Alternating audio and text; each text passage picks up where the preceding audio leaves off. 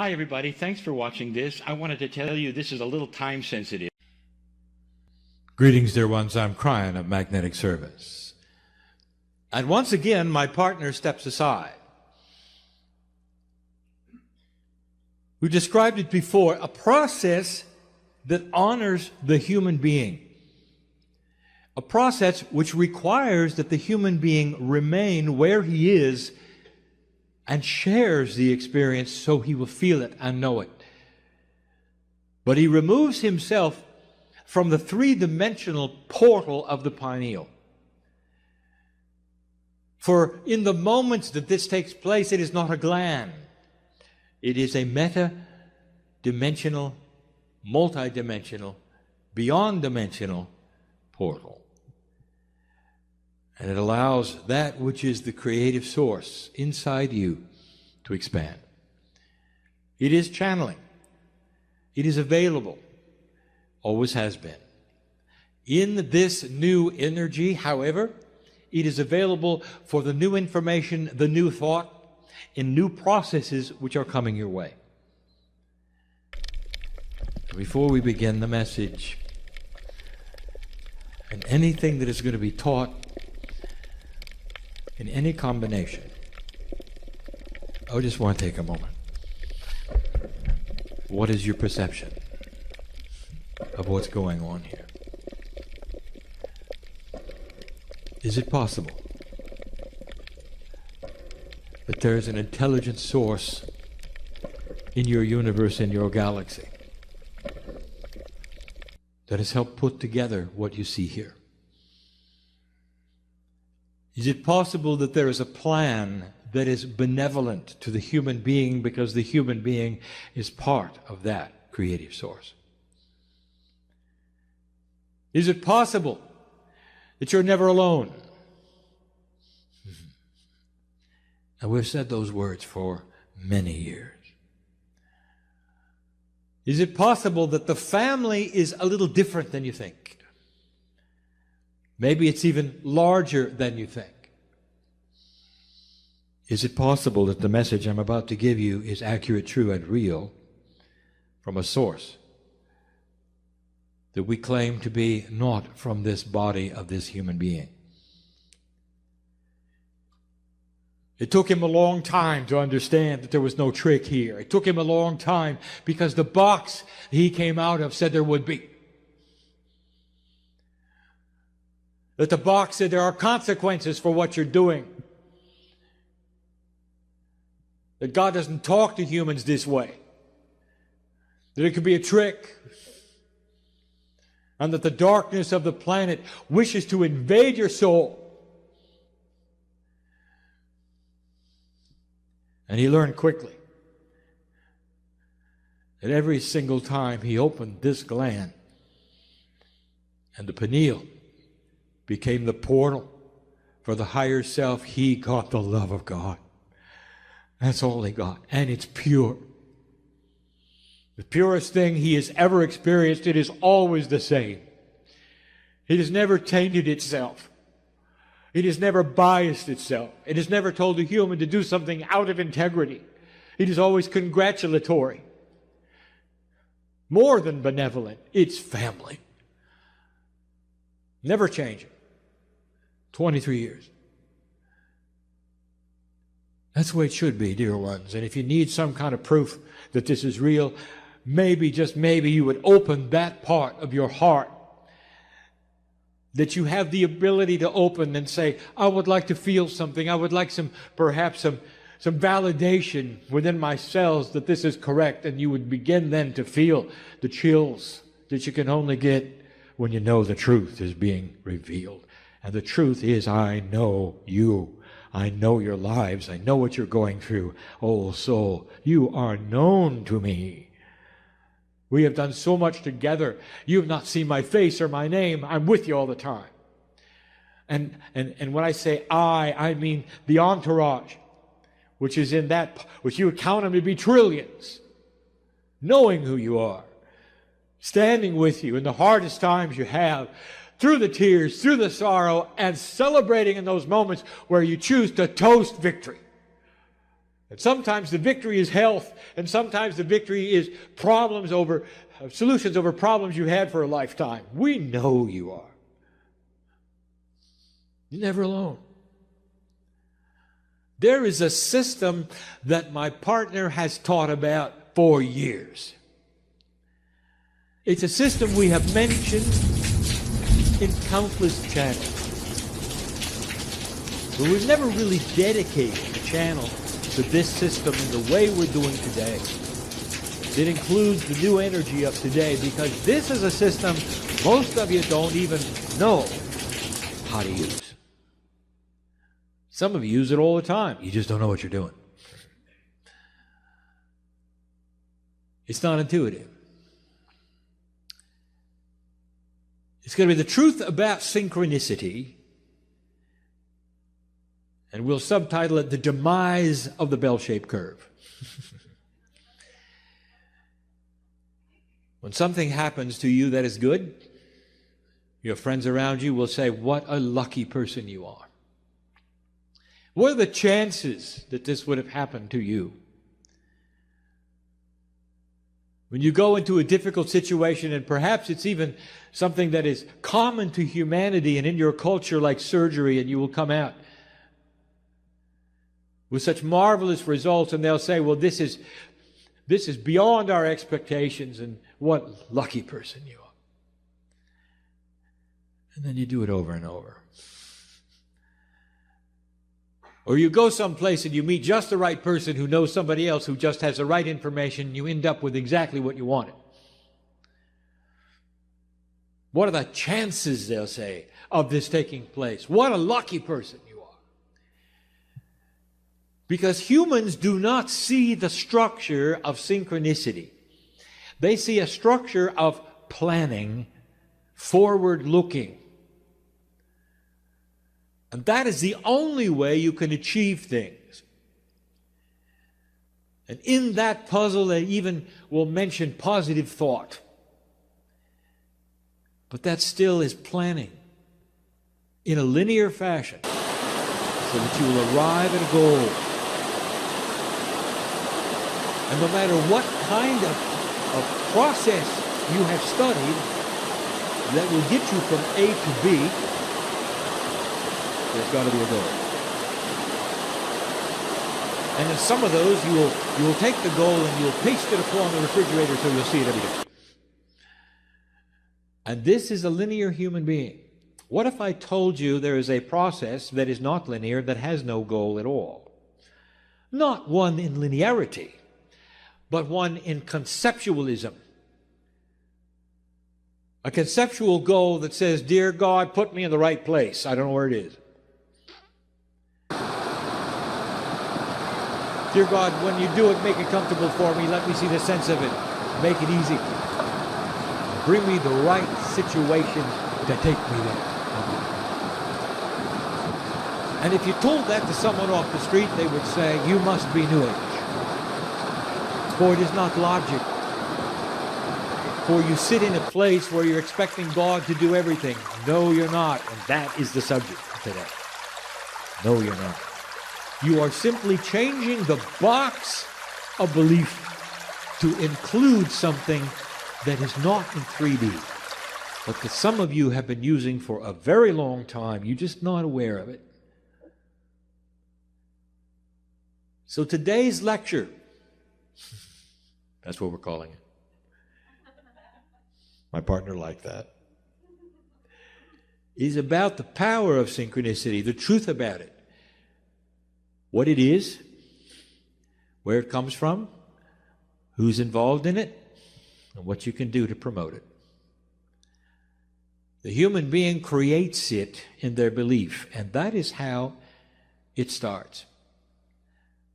Now, this comes from my partner, who loves to talk about the parking angel. Because this is the example he uses, so we'll do the same thing.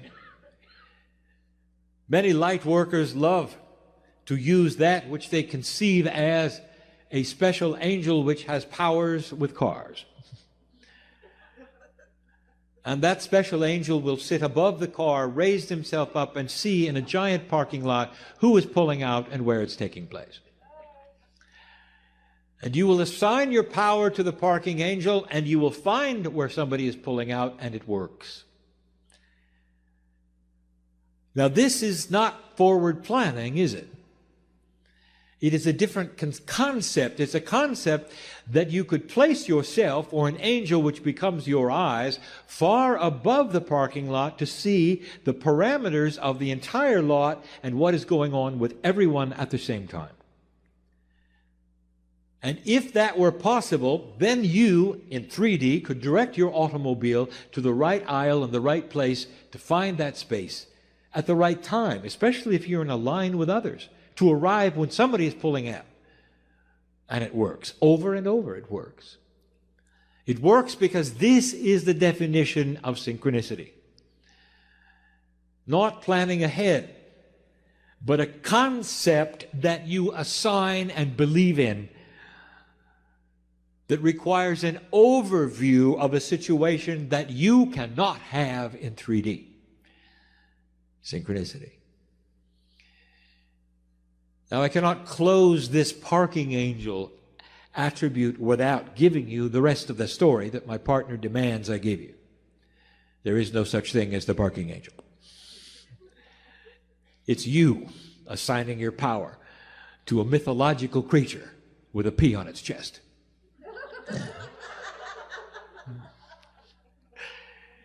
And humans are very good at this. They don't believe they can do it, but they believe angelic powers can do it. Therefore, they assign their power away. It's you doing it, dear one. It's you doing it. You just don't believe it. So here we are with the example.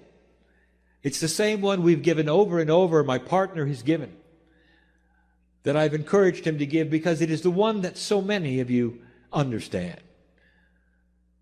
Now let us put that in a larger capacity. The scale of life and living. Here you find yourself in a situation where you wish to move forward into an area you don't know about. All you want to do is park. And when you park, that is a metaphor for putting the vehicle of the human being in a place that is appropriate for your life, wherever that would be. It gets you there so you can move on with what you came for. That is the metaphor. Humans have an idea where that would be. It's normal for you to build goals. I want to write a book. I want to create a healing center. I have this. I want to have that. It is absolutely normal.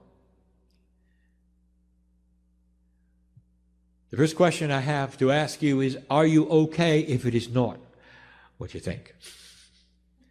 Is it okay if it's better? Is it okay if it matches the Akash you came for? And the talents you have that perhaps you're not even aware of. Here's how it works. This is the how in 3D. You come to a meeting like this and you meet somebody for the first time. You didn't come with them. You meet them in a place in the back or in the bathroom. And you get to talking and you find out you have common interests. And then anything can happen. They have information you need. Or you have something they need. And you leave with a connection you didn't expect. And the connection leads to something else. For they know people that you don't know. Vice versa. You would call them, meet with them, if you wish. And here comes something that you didn't expect. You find yourself working in an area you didn't expect to work in, that fulfills a lot of the things that you wanted. Sometimes you come with no expectations at all, and you meet a partner of life. This happens over and over because you decided to come to where family is. Over and over, human beings have resigned themselves to being alone because nobody believes what they do. And they'll come to a meeting of like minds and find somebody that does. Life's changes, romance, synchronicity. They didn't plan it. You see the difference? The human who steps out of the door on the way to this meeting, what do? I'm getting ahead of myself. What do? It's going to be a good meeting. Let's give it energy. Let's show up. Let's have a good time. Let's leave. Or, dear Spirit, if I'm supposed to meet somebody, then let me have the wherewithal to at least look for it. Do you see the difference here? One is planning. One is expecting concepts that you cannot define. Concepts you cannot define, which would guide your life into a place you didn't expect. I am sitting in a room with old souls, and at least a quarter of you know exactly what I'm talking about. You're here because of it. Somebody showed you something that turned you around. It made you look, didn't it? It didn't give you a doctrine, did it? It made you look. Can you put a price on that? It made you look into a place that said, am I divinely built? Could my biology have something bigger in it? Something more innate, which is intelligent, knows who I am, works with me, and has me into a consciousness within a consciousness. It would hook me up.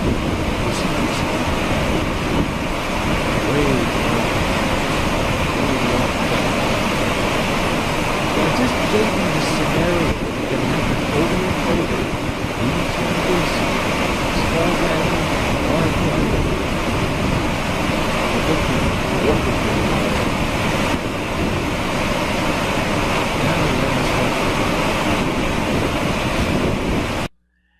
And these are things that we have discussed seldom, and never in a package like this. And we've got to talk first about the majesty of the human being. It wasn't that long ago we gave you a channeling called the 9 energies of the human being. It's what I want my partner to begin teaching. It's esoteric, it's complex, it's time. And there are conceptual parts of the attributes that must be taught that go beyond what a human being is used to hearing, even in these meetings. And here is one of them.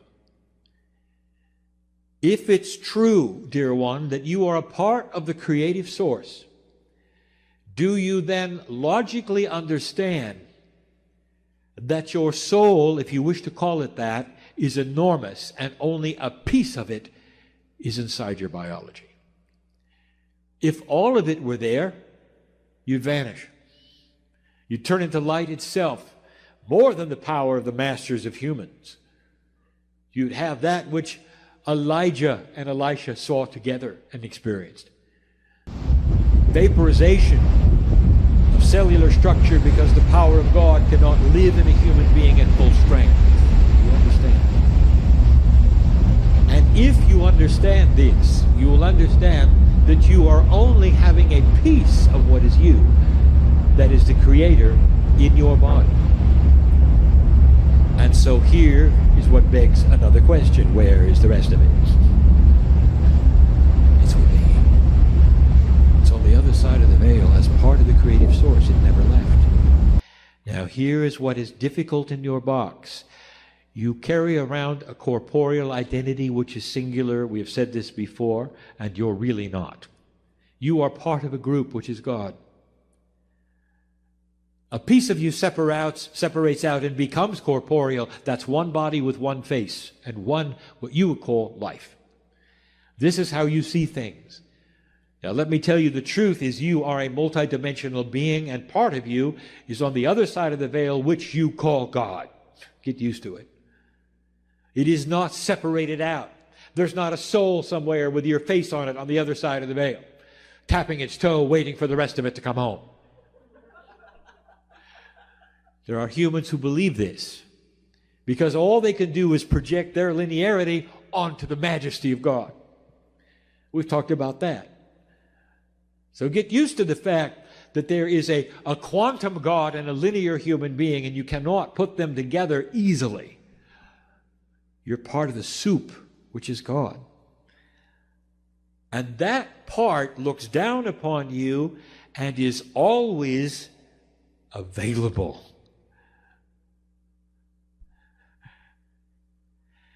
Always available. Just like the parking angel. It sees everything. Imagine a piece of you.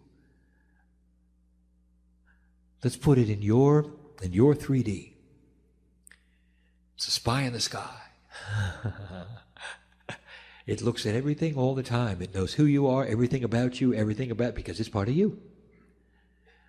It broadcasts information to you which you receive through intuitive thought. Are you here? Are you understanding? It gets you to get up and go places if you're listening.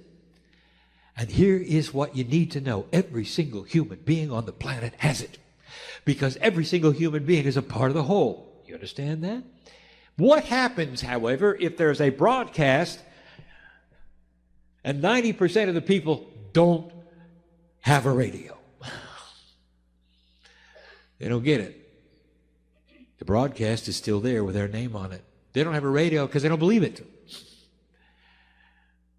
Then here comes you. Some of you got your radio a long time ago, and some of you are just getting it now. You're believing it exists. The radio is the pineal gland that opens up into a multidimensional portal and tunes right in to that which is you. And that is hard for a human being to understand. And it guides you left and right. It knows who you are. It's benevolent. It's part of God. It's part of me. It's hard to explain. It's why it feels so good, dear ones. You ever wonder why it felt so good? It's you. It's beautiful. It's beautiful. If you're part of the creative source and you are quantum and multidimensional, it means that God has your face on it. And will never lead you into a place for other reasons other than benevolent and beautiful. And that's the system. Now let's come back to where were you when you decided to come to this meeting, and what was it about?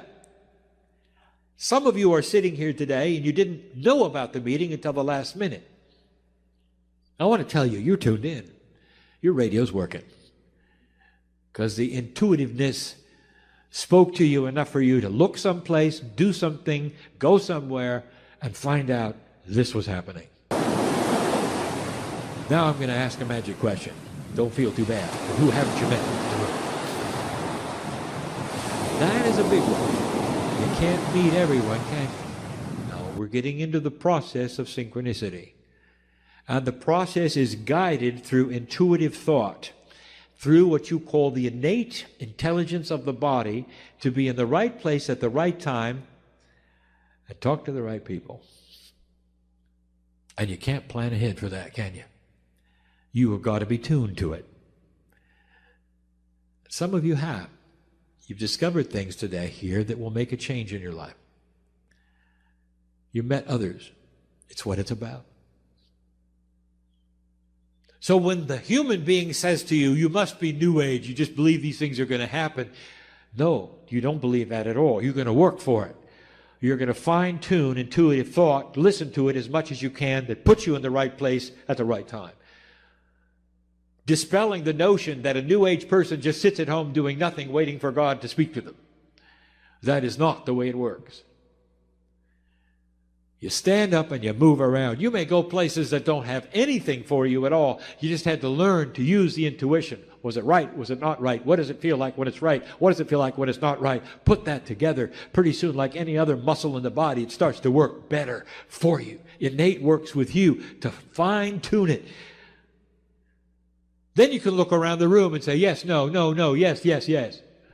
And know who you're supposed to talk to, perhaps who you're supposed to meet. Understand the family is one. But there are those within the family that have got something for you. They'll vibrate different because they do. You'll see it in their eyes. That is intuition at its best. But wait till you see it returned. When you look at somebody and they look back, and you can say, hello, old friend, it's good to see you. And you might hug for a moment or shake hands. depending upon the culture, and know that you've just met a best friend again. And they may have something, may not. It just may be for a moment, so you could intermingle in a quantum way and acknowledge the fact that you are old souls. And that's good enough. The hardest thing for humans is what I'm going to say next. The process is different than you think. We have established first, it's not linear. That it is a conceptual attribute that you cannot plan on, and the timing is not known, and you cannot post a goal on your refrigerator. So it requires the human being in faith with no clock. That's number one. We've established that the information comes from that which is a lot of you on the other side of the veil, because you cannot hold all the mastery that you have in the corporeal body. And you are part of the creative source and always will be. Part of you is on my side of the veil. It's the part that talks to you intuitively that says, go left, go right, stand up, sit down, go over there and meet that person. Now the next one, it's hard.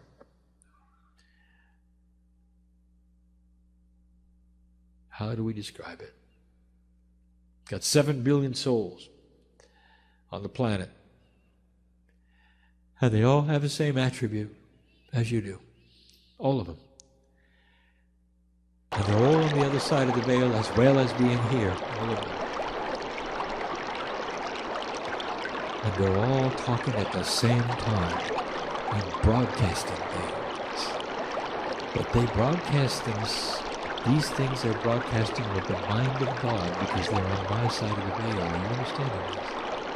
So if they have a corporeal self which is completely and totally unaware and has no radio, it doesn't make any difference. They're still broadcasting what's going on from the high in the sky. And that means you can listen to them as well. They're tuned to your frequency. They'll tell you where not to go. They'll tell you things that intuitively will help guide you and help you. Now that you don't understand. Again, in singularity, you're hooked up to one soul, you, right? On my side of the veil, right? No. You're hooked to all of them. And they're all benevolent at the same time. And so therefore, even the soul parts and pieces of complete non-believers are still broadcasting information that will help humanity and you and the ones who are not listening. And you're getting guidance from all. A hard concept. So it's not just for you to be here and there. It's also for you to stay away from here or know what's developing over there. Intuition starts to grow and you become really, really lucky to other human beings. Wow, people say. Look at that tragedy, they escaped. Why did you leave the building before it fell down? And they will say, I don't know. Something said to go. And they did. And it happens over and over and over and over. Is it possible that the human soul is connected in such a way that it talks to everybody at the same time, and the ones with the radios are picking it up? And they are old souls. What are you supposed to do with this information? Well, we've already covered a little of it.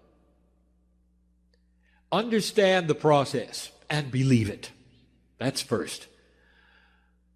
Do not get disappointed that the planning is not working. You can't have both, dear ones. You can't have plans in the corner just in case the synchronicity doesn't show. Because you'll avoid the synchronicity if you do it. Do you see that? Second one. Understand that synchronicity may take you to a place you didn't plan on. Is it okay? And the old soul will sit in the chair will say, yes, it's okay, anything. Really? Really? Because humans like it their way. You get pushed and pulled to uncomfortable situations and places. Can you honor where you are and say, it is well with me. This is where I know I'm supposed to be here because this is where synchronicity placed me. And you can feel the love of God surge through your brain and your heart and all the cells of your body when you say that. Thank you, God, you say, for putting me in the right place at the right time. Let me tell you something. Your goal will never be accomplished. Is that okay? You'll always be in motion. Always. There'll always be the ladder to climb in knowledge, in awareness, in energy. New things coming your way, always. To the moment where you take your last breath, you will never have arrived. And you don't like that either, do you? You want to come to a place and say, I made it. This is where I belong, and I don't have to work much anymore. Old souls always are working. You have to just throw that away. And it's got to be good enough. Because that's why you're here. Synchronicity can put you in places that are beautiful.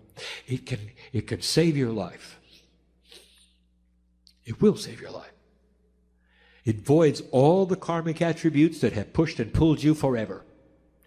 It changes the way people think about you because you change. It changes the way you think about others because you're put into places to see who you are. It rearranges that which you believe because you start to have reinforcement of action that is working. And you can stand tall and tell somebody you have no idea where you're going and you're proud of it. And you're healthier than they are. And you're happier than they are. And you love people they won't. You see what I'm saying? This is a change. It's a change in everything that the human being has been taught in 3D. And it's not let go and let God. It is a partnership that's a new arrangement that's conceptual and demands work on your part. Demands it. You've got to change how your brain works.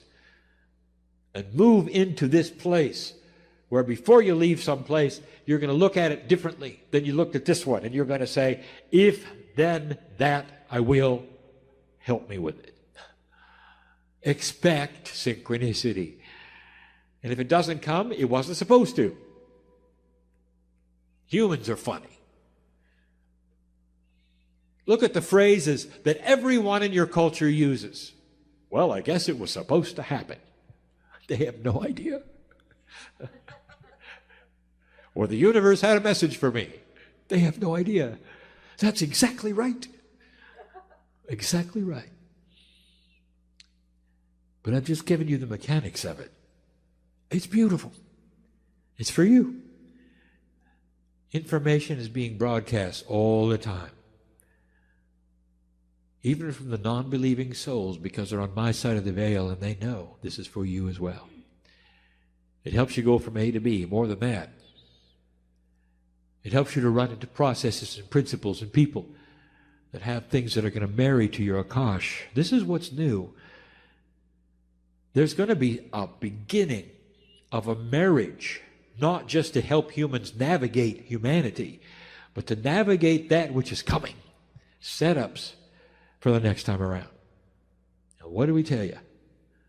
The last time we spoke, Akashic inheritance. What you learn this time carries into the next. So the setups you have this time will carry into the next. You'll remember them, and you'll keep going. Today's synchronicity is tomorrow's future. It is that important that you start to learn how to use it and to carry it, how to expect it, how to believe in it, and change the way things work for you. It's part of this new teaching that we're saying. It goes beyond the bell-shaped curve, which says that in this room there's averages and that there are those who are better and worse at certain kinds of things. No. You can control it. All you have to do is nudge it a little. And it's called synchronicity. And it's not sequestered to you, old soul. any single human being who wishes to get the radio. And the radio is the acknowledgement of the higher self and the fact that God is inside, a willingness to listen in a way they never have before, to a source which is loving and beautiful and will never change. And so it is. Hi, everybody. Thanks for watching this. I wanted to tell you this is a little time sensitive. Greetings, dear ones. I'm Kryon of Magnetic Service.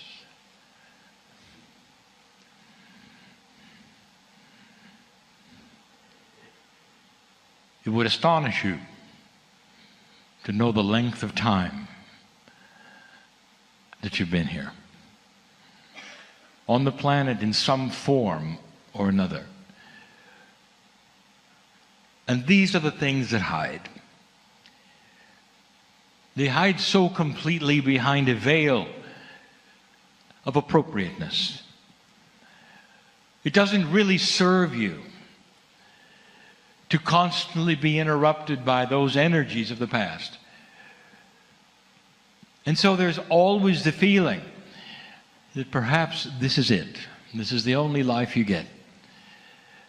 And then on purpose, there's no real proof of those who would come back and touch you on the shoulder and say, well, I'm still here. And so, dear ones, all that I speak about, all that I am as Kryon and represent, is something you trust in faith. But the human condition is changing. And what is changing is the toolkit of wisdom. Wisdom, of all of the things in your toolkit, is one of the only things that's tied to everything else. It's tied to intuition, it's tied to Akash, and it's tied to something new. And this newness is something you will name eventually.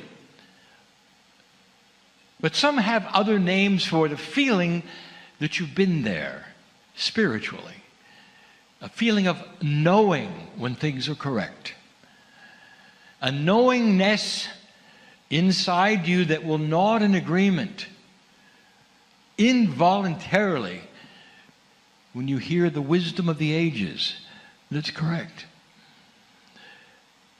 This is something new that some of you are going to experience, and that would be this. You'll have an evolution of the intuitiveness of truth. And things that will ring with the purity of truth will do so in a way that you can measure. Something will happen. Perhaps it will be emotion. Perhaps it'll be a feeling, maybe chills, something else. Perhaps it's just something that will ring in that which is your countenance, that this is correct and for you. Now this is new in that in an older energy, it wasn't there. Now women will say, well, I have intuition of that very thing in an older energy. And I will say, not to the degree you do today. And not to the degree that all humans will feel it. For whereas it might have belonged to women, because they have better intuition in general, because of a connection in their brains that's different biologically, it now is available for humanity. So you might say the very physics of the reality you sit in is starting to change. You might even say that things are becoming wiser. Wisdom is an interesting, very interesting study. And if you want to take a look at the wisdom of humanity, it's had a very interesting background, because it really isn't wisdom at all. At the level of the evolution of your consciousness, it is a self-enclosed wisdom. It's the kind of a wisdom that would congratulate itself for being so wise. We'll call this bridled wisdom. We sit in the temple of wisdom. And by the very name temple, it would be the wisdom of God, the wisdom of the creating source. That source which is above all sources, which involves compassion and love. One of the interesting things about true wisdom is that it's quiet. It's knowing. And it involves more than just thinking. The famous statue of the thinker might bring you to the conclusion that that thinker is also wise. It's not necessarily true. He's thinking about it. And so it's almost always connected to the brain. Wisdom is almost always connected to the brain. How intellectual is this person who is wise? I've told you something before, I'll tell it again. In this examination of wisdom, wisdom without love is nothing. It's just words. Wisdom without the foundation of compassion is nothing. It's just words. Wisdom is the result of love and compassion, working together in a way that examines that which is beautiful, core spiritual truth. And out of that comes the wisdom that you wish you had. The brain cannot give you wisdom. It can give you high thinking. It can give you the illusion of wisdom. But it can only give you what I will call bridled wisdom. Wisdom that is contained in a fence of self-belief. Famous story. Those who wish to open a door. And so they slam their heads against the door over and over and over.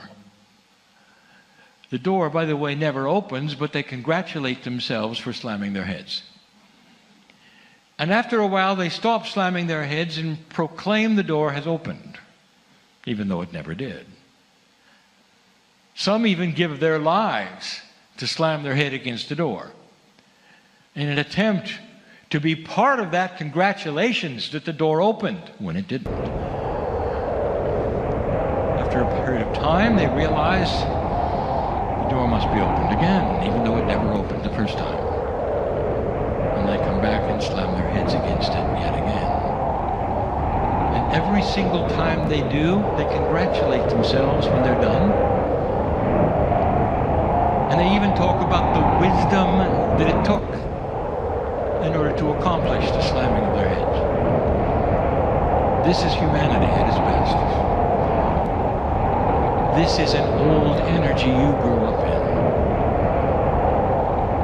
You know exactly what I'm talking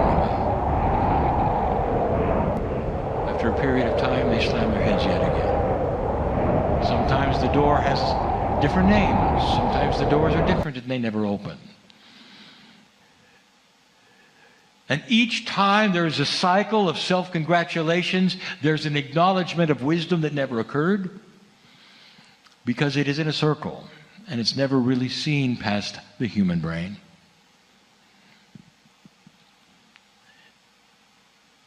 Along comes a person with a key for the door, and they open it.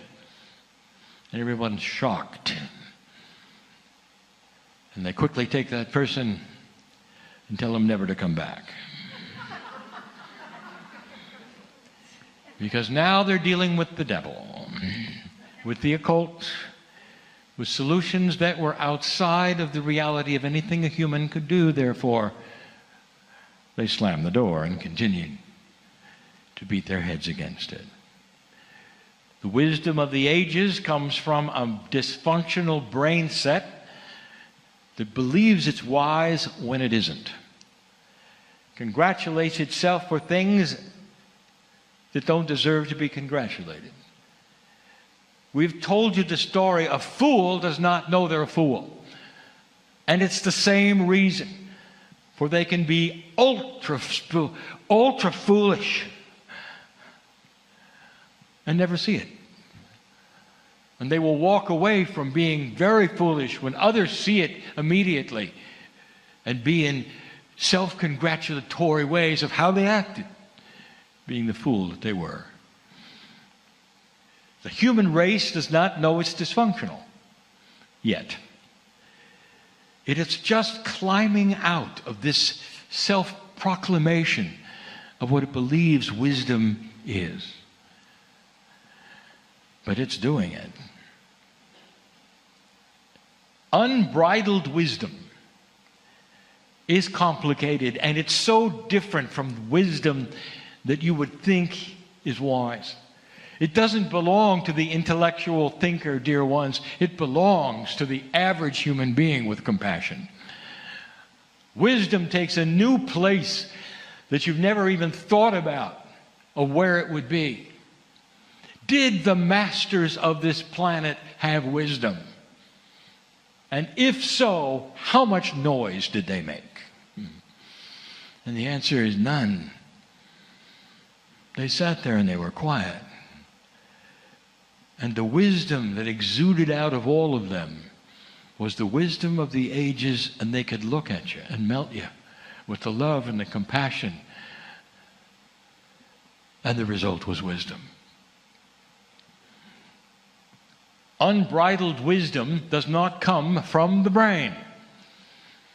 It comes from the cells. Then you get into the discussion of what really truly might be inside your DNA. Do you believe in the human Merkaba? An energy field, if you wish to call it that is a multi-dimensional field, if you wish to call it that is 8 meters wide. And in this patterned Merkaba, you have studied the flower of life. And you have seen the immensity of the complexity and the beauty of all of this. Then we go on to tell you that this Merkaba is filled with patterning that someday you can see. When you have the ability to observe multidimensional patterns, you will see that which is around every human. And the patterning itself will be diagnostic as to how a human is doing, feeling, how healthy they are, how balanced they are. All of these things, that is coming. But in this Merkaba, I ask the question, how is it generated? Where does it come from? And there would be those who say, well, it comes from the soul. And then you would say, well, where is the soul? And this will lead to many answers, none of which will be true. You're guessing. It's a lot more practical than anything you think. It comes right from that which is your collective DNA. For dear ones, that DNA, that beautiful DNA, the 23 layers that are visible and the one that is not, comes from the stars. And the patterning in your DNA that creates that which is your human Merkaba is sacred. And there'll come a day when you would acknowledge that biology has a place that is part of the wisdom of the planet. And it's not in the brain. It's in the DNA. And in the DNA, there's something else, and we have told you. What is not in the brain that is in the DNA is that which is what you call the memory of everything. You're Akash. Who were you? What have you accomplished on the life? And in that accomplishment of life after life, did you learn anything? And if you did, what do you call it? Wisdom. And so the greatest unbridled wisdom on the planet is going to come right out of the old souls who may even sit right here. It's the same wisdom that the masters would have. It has nothing to do with intellectual pursuit. And it knows better than to slam its head against a door. Unbridled wisdom will be quiet. And out of the depths of the Akashic record, it will pull what used to work, not what didn't work. And it will start having memories that are positive, not negative. Unbridled wisdom will start to understand who it is. The wisest of them all.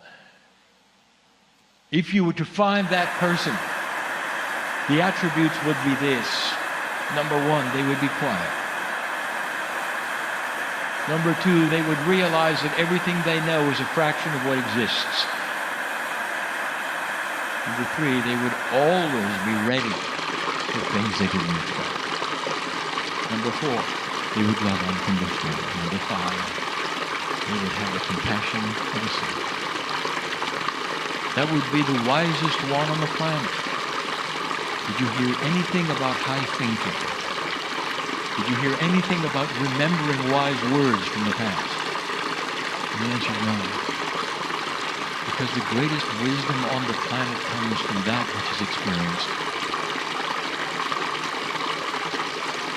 What can you take away from this discussion of a new kind of wisdom? It will start changing the way everything works. For with a wiser humanity, they will start changing that which in everyday life has been the way it has been forever. It starts to morph into something else. The way you do business. Business will start to understand in its wisdom that employees, their human resources, are the most valuable things that exist on the planet. And they must be cared for and taken care of. And it won't be about that bottom line at all. The bottom line, which would have been financially, is going to be how do we take care of those who work in the company? What is it we can do to make this experience more peaceful for them and more productive for them and for us? Until corporations often become large families and you'll never want to leave them because they take care of you. Is that some kind of a Pollyanna pie in the sky? Dear ones, it's already here in some cultures. What would wisdom look like in politics? And we've told you there'll come a day when if one candidate will criticize another in a non-ethical way, you'll drop them because they're non-ethical. If one candidate would then speak harshly of the opponent and call them names, you'll drop them because it's unethical. And you'll see right through it. And you will expect integrity, honesty, and compassion. And you can weigh the two sides of how they believe government should be operated, but you don't have to slaughter one in order for the other one to win. That's going to change the way politicians campaign. You'll find that they can't be nice enough to each other. When you start changing, they'll react. And by the way, you'll see through that too. They're just pretending. Until one or two will come along and mean it. And really like the other one and see the difference between the way they think and not make it the way the world works. It's going to change who is elected. Because the one who is elected will then go on to expect integrity from those he works with or that she works with. It's going to change everything because it comes from that which is not the heart, but the DNA.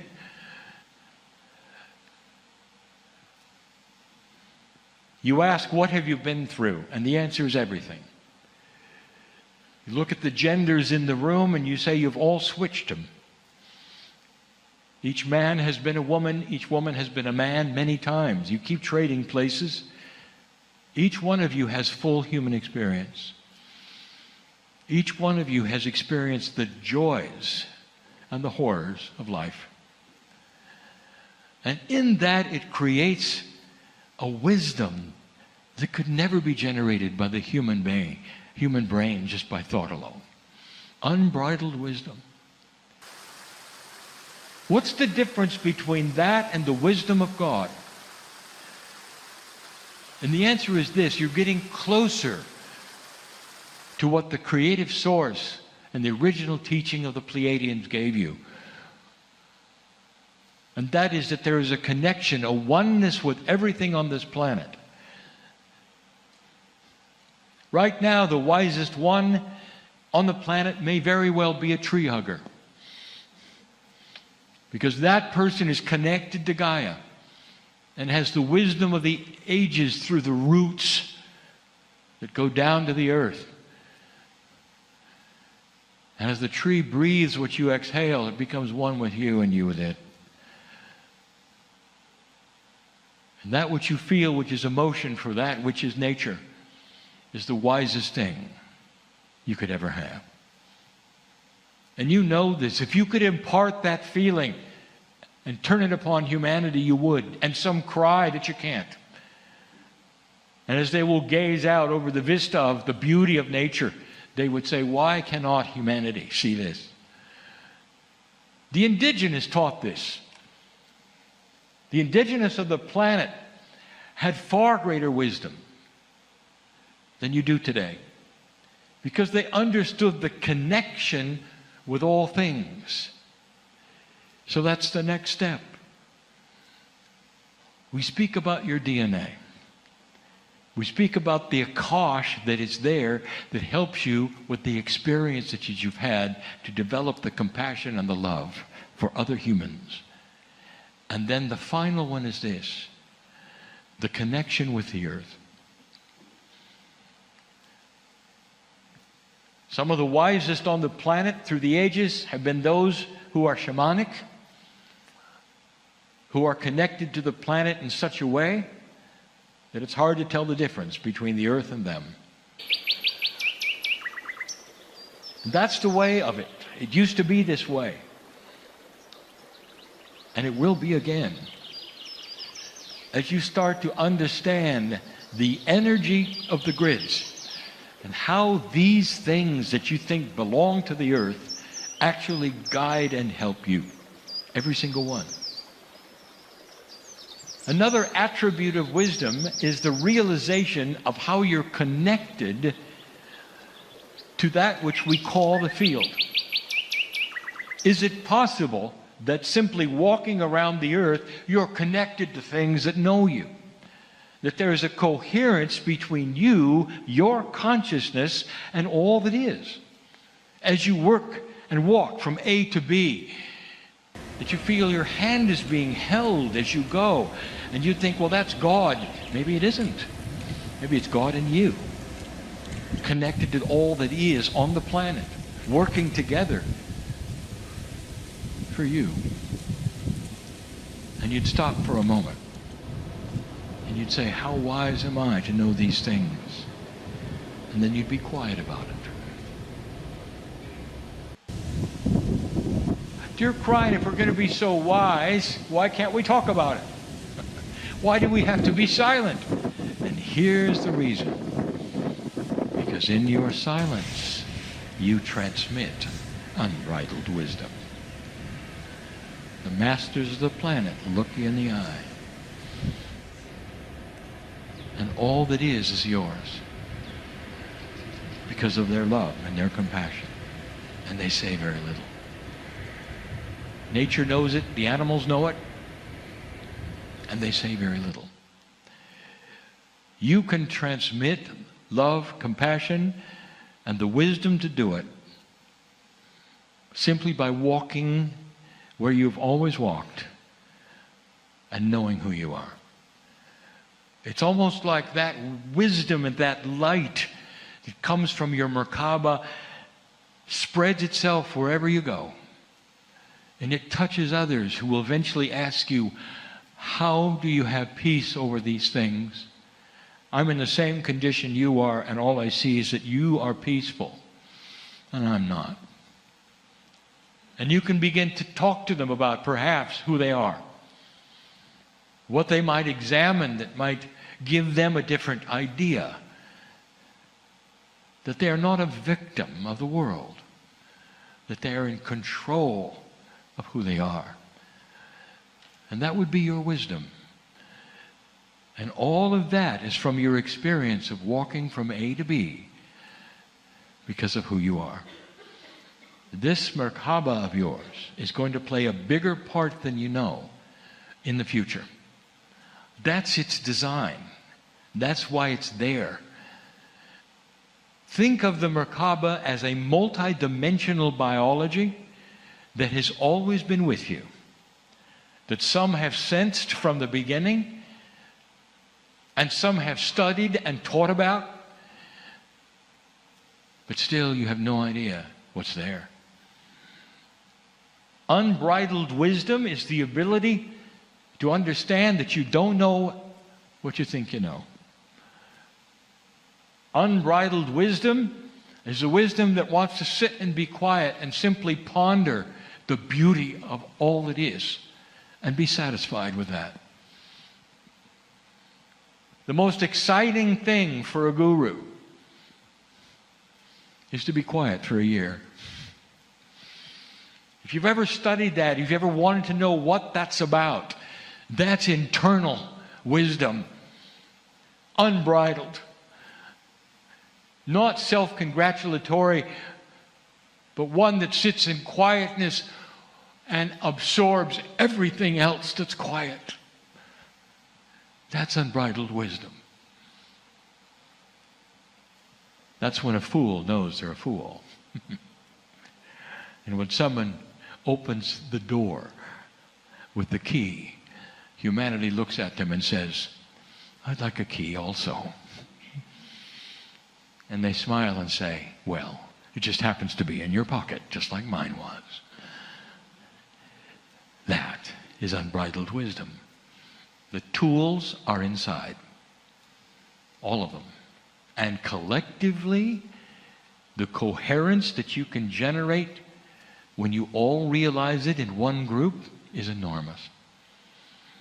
And what you can do collectively for this planet, even in your quietness and your silence, is enormous.